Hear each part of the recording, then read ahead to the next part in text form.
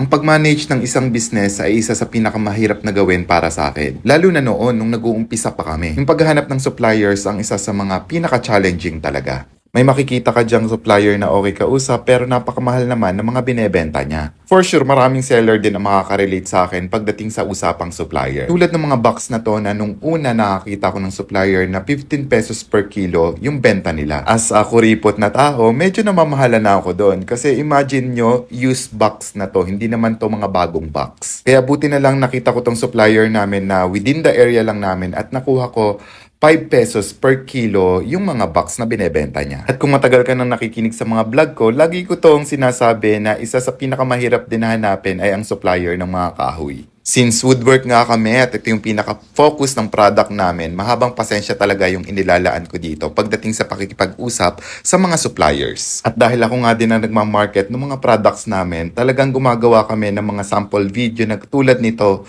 para talaga makita ng mga customers kung para saan yung product na binebenta ko. Kailangan din talagang mag-effort para mag-shoot or mag-video ng mga ganitong sample. Hindi nga lang ganun ka-aesthetic pero at least napapakita natin yung purpose ng product. Madami pa talaga akong gusto at dapat na matutunan and I take it as a challenge. Pero minsan kasi dumadaan yung tamad moments natin and alam ko naman na naiintindihan niyo yon kasi may time talaga na sobrang ang tamad ko. Ayoko lang talagang gumawa ng kahit ano. Pero huwag nyo na akong gayahin na dahil hindi naman talaga magandang halimbawa ang pagiging tamad. At ito naman yung day na may isang customer na nag-request na mag-install kami ng isang floating shelf doon sa working space niya.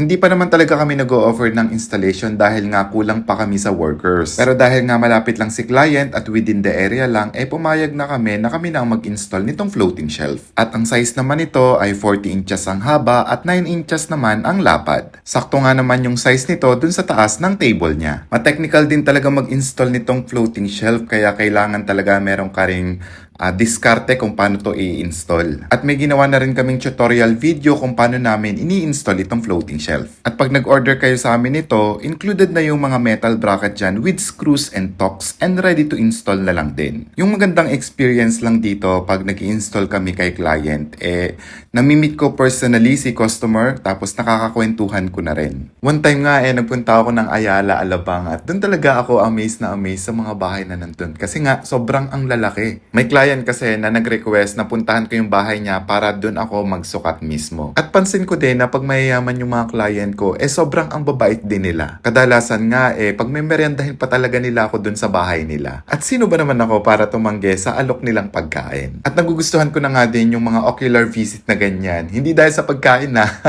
kundi dahil nagkakaroon din ako ng idea about sa interior design. Simula kasi nung nag-business kami, talagang nagkaroon din talaga ako ng hilig about sa house design, at saka interior design, ganyan. Kung may chance nga lang bumalik ulit sa pag-aaral, siguro ang kukunin kong course ay architecture. Hala at napapahaba na naman nga ang kwento ko na to. Watch nyo na lang yung part 2. Yun lang.